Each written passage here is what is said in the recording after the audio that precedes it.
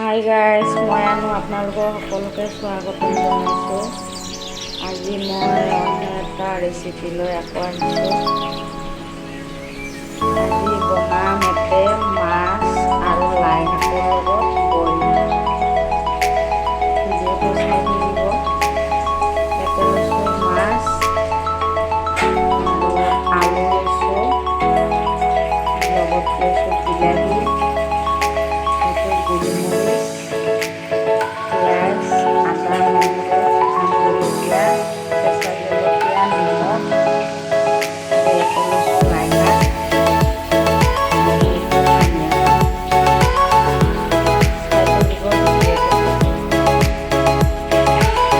ইয়াতে মই কেৰাহীত পানীটো বহাই দিছোঁ। পানীটো উতলাব হোৱাৰ পাছত উতলি গ'লে তাৰপাছত চব্জিবিলাক দিম।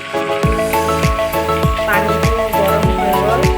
ইয়াতে ঢালিছোঁ আদা,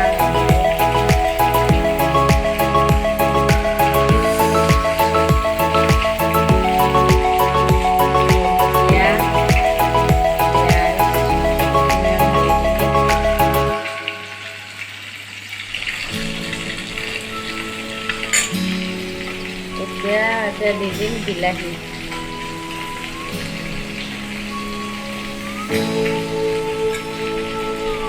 বিলাহী দি এতিয়া গোটেইখিনি দিয়াৰ পাছত একেলগত লাৰি দিলে এতিয়া নিমখ দি দিম।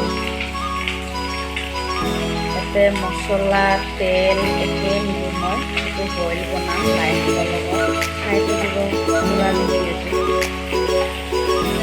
6 মিনিট এইটো গেছত মই পুৰা ভালকৈ উতলাই দিম, ঢাকনি মাৰি দিম।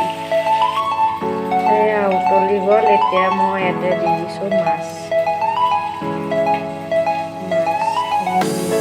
অলপ দেৰিকৈ দিব লাগে, বেছি সিজি যাব। আৰু অলপ টাইম ঢাকনিটো মাৰি দিম আৰু 4 মিনিটমান হ'ব কাৰণে। এতিয়া দি দিম গোলমৰিচ পিচি ৰাখিছিলোঁ যে, লগতে আলুখিনি এতিয়া ঢালি দিছোঁ। এইটো যিমান উতলাব এতিয়া ইয়াতে দি দিম মই লাই শাক।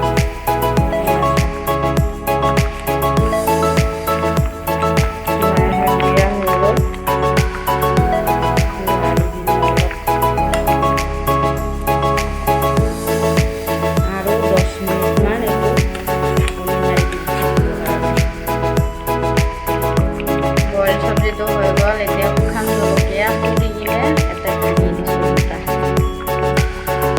খালে দিব পাৰে, নাখালে নিদিব। দিলে বেছি ভাল লাগে খাব, সেইকাৰণে মই দিছোঁ। এতিয়া ধনিয়া পাতখিনি দি দিলোঁ। চাক বগা বগা দেখা পাইছে, বইল চব্জি এনেকুৱাই হ'ব, বগা। আৰু লাষ্টত আৰু এটা বস্তু দিব আছে, এইটো দেখাম। এইটো দি দিছোঁ গাজ টেঙা।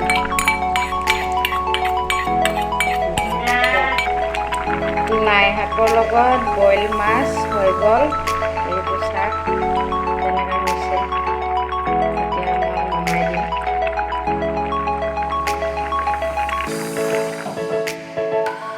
লাই শাকৰ বইল চব্জিটো হৈ গ'ল। এয়া মই নমাই লৈছোঁ। শাক কালাৰটো